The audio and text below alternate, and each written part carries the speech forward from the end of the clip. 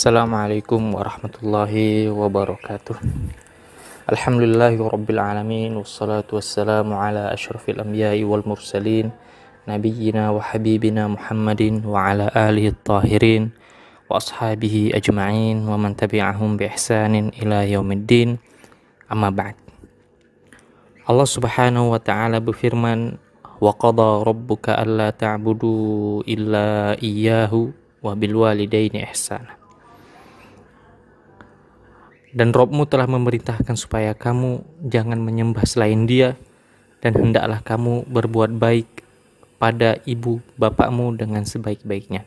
Quran Surat Al-Isra ayat 23. Melalui ayat ini kita diperintahkan oleh Allah Subhanahu wa ta'ala, setelah perintahnya untuk mengesakannya dalam tauhidnya, kita juga diperintahkan untuk berbakti kepada orang tua.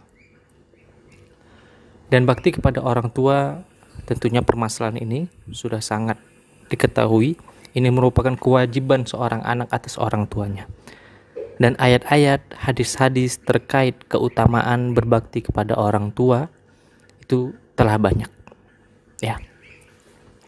Akan tetapi dalam perjalanannya, seringkali seorang anak mendapati kebingungan ketika orang tuanya memintanya untuk melakukan sesuatu, dan sesuatu tersebut merupakan hal yang terlarang di dalam agama. Misalnya diperintahkan untuk membeli sesuatu yang mana barang tersebut merupakan barang yang hukumnya haram di dalam Islam. Maka dalam hal ini yang terjadi adalah seorang anak agar tetap mengutamakan perintah Allah Subhanahu wa ta'ala ketika saat itu. Tetap mengutamakan perintah Allah Subhanahu wa ta'ala. Dan ini Allah berikan juga, ya, berikan juga rambu-rambunya, Allah berikan juga tuntunannya. Itu melalui firman-Nya, a'udzubillahi minasyaitonirrajim, wa in jahadaka ala an tusyrika bi ma laysa laka bihi ilmun fala tuti'huma wa sahibhuma fid dunya ma'rufa wattabi' sabila man anaba ilai tsumma ilayya marji'ukum fa unabbi'ukum bima kuntum ta'malun.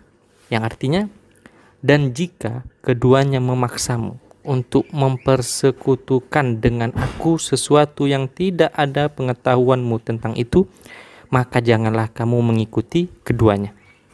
Dan pergaulilah keduanya di dunia dengan baik, dan ikutilah jalan orang yang kembali kepadaku, kemudian hanya kepadakulah kembalimu, maka ku beritahukan kepadamu apa yang telah kamu kerjakan. Quran Surat Luqman ayat 15.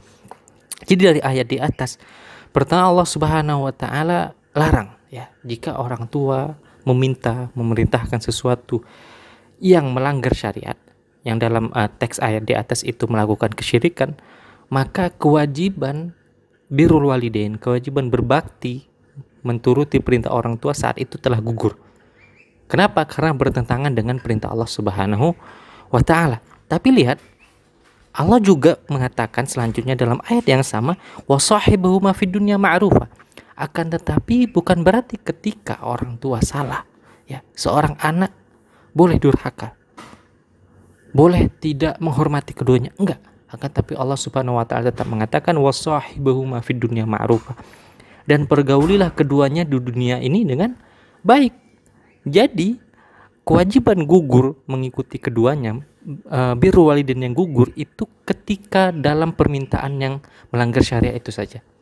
Selebihnya tetap seorang anak tetap diwajibkan untuk berbakti kepada orang tuanya, tetap berbuat baik kepada kedua orang tuanya. Berikut terdapat perkataan dari Imam Ahmad yang sangat bagus. Beliau mengatakan, idza ra'a abahu ala amrin yakrahu yu'allimuhu bighairi unfin wala isa'atin wala yaghlidu lahu fil kalam wa illa tarakah wa laysal abu kal ajnabi al-adab syar'iyyah li Ibnu Muflih.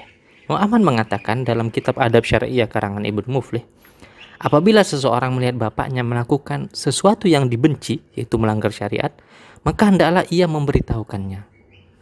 Yang mengajarkan bapaknya, memberitahukan hukumnya, tapi tidak dengan keras.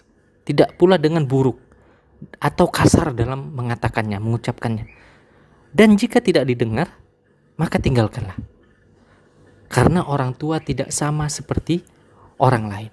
Maksudnya apa? Imam Ahmad sini mengatakan kewajiban amar ma'ruf nahi mungkar seorang anak atas orang tuanya tetap berlaku. Akan tetapi dalam melaksanakannya seorang anak dituntut untuk apa? Untuk berlaku lemah lembut, sopan, tidak kasar dan sabar. Tidak mesti tegurannya saat itu juga harus didengar oleh orang tua. Tidak mesti. Dan Imam Ahmad mengatakan karena seorang bapak itu berbeda hukumnya dengan orang lain. Ketika orang lain yang melakukan kemungkaran di depan kita dan kita sanggup untuk mengungkapnya, kita harus ubah saat itu juga, harus menghentikannya saat itu juga. Tapi untuk orang tua didahulukan sikap yang hikmat, sikap yang bijaksana, sikap yang bijaksana, lemah lembut, tidak boleh kasar, ya, tidak boleh kasar, alias pelan-pelan dalam mendakwahi keduanya. Maka itulah tata cara kita dalam mendakwahi orang tua. Karena bagaimanapun orang tua adalah sosok yang telah melahirkan kita semua.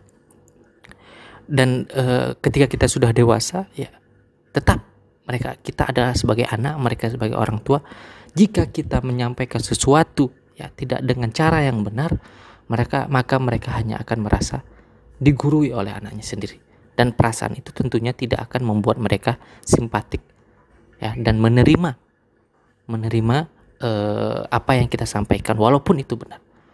Maka di sini untuk menyampaikan sesuatu yang benar harus juga dengan cara yang benar.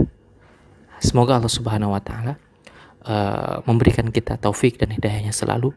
Begitu juga kepada orang tua kita, dan semoga Allah Subhanahu wa taala kembali mengumpulkan kita bersama orang tua kita dan orang-orang yang kita cintai selama di dunia ini, di akhir kelak nantinya di surga Allah Subhanahu wa taala. Wassallallahu ala nabiyyina Muhammad wa ala alihi washabihi wasallam.